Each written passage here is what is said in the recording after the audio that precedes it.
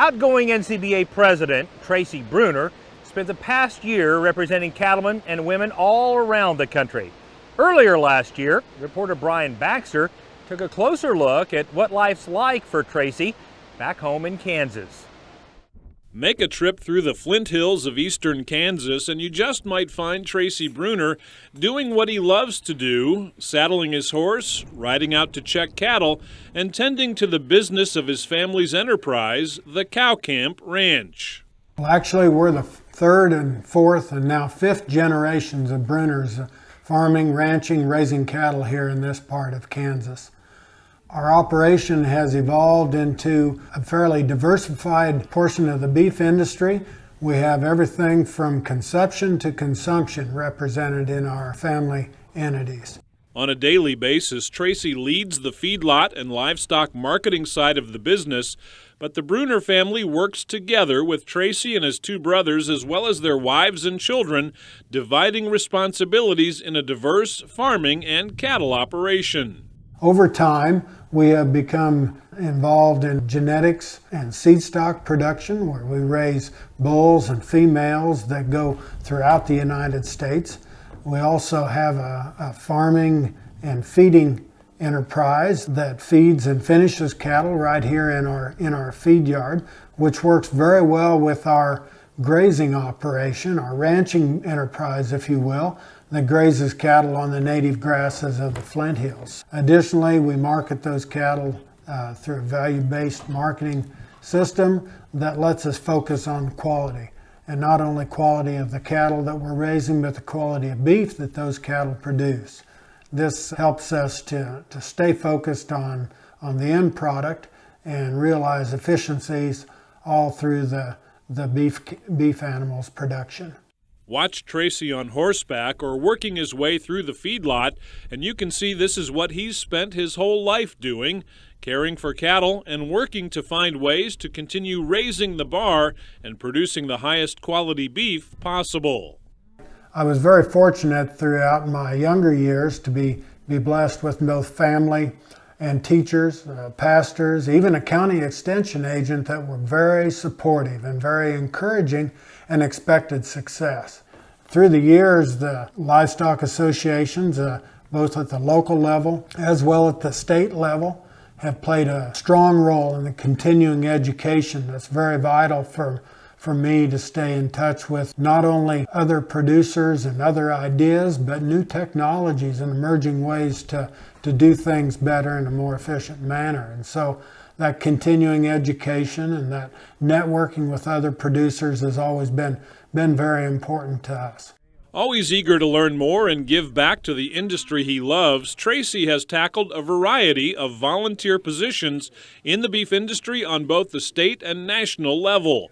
Most recently, he's served as an officer of the National Cattlemen's Beef Association.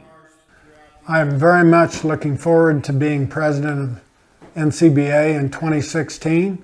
I'm looking forward to attending as many state meetings and local events as possible, and seeing as many NCBA members at our national meetings. The real strength of NCBA is through its affiliates.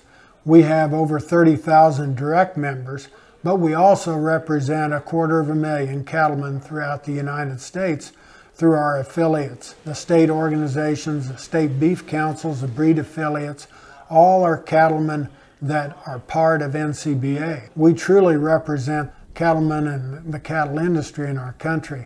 In the year he'll serve as NCBA president, Tracy sees clear priorities that can help grow the American beef cattle business. Trade is a big one. The Trans-Pacific Partnership that has just been negotiated and signed but still needs to be ratified will be a great thing for our industry. Very important for the next generation of cattlemen in this country. It's a good agreement. It will lower our trade tariffs into our best customer, Japan, from 38% down to 9% over 16 years of the agreement. Beyond the opportunity to grow U.S. beef exports to Japan and other Pacific Rim markets, Tracy says there are plenty of policy challenges ahead as NCBA works to protect cattle producers and their freedom to operate. We've been pushing back on the waters of the U.S. rule ever since it was first announced several years ago. It's a classic example of government overreach into areas that just don't need to be under federal control. You know, in the second term of this administration, we've already seen an escalation of the initiatives and the use of the executive order to further the agenda of the administration. We're going to continue to need to be vigilant, to push back in places where things like additional monument designations are used, listing of endangered species are brought forward that will encroach on private property rights and the use of public lands that are both so very vital to our cattle industry and our beef production systems throughout the country.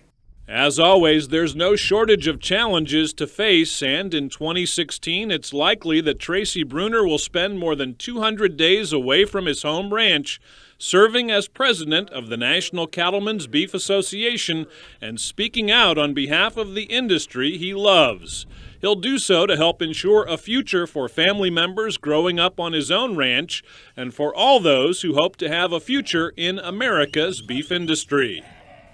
My hope and prayer would be that as many as possible could enjoy the independent lifestyle, the opportunity to run their own business, to work the land, raising animals, maybe working with their family, providing the high quality food, the highest quality protein that the world knows.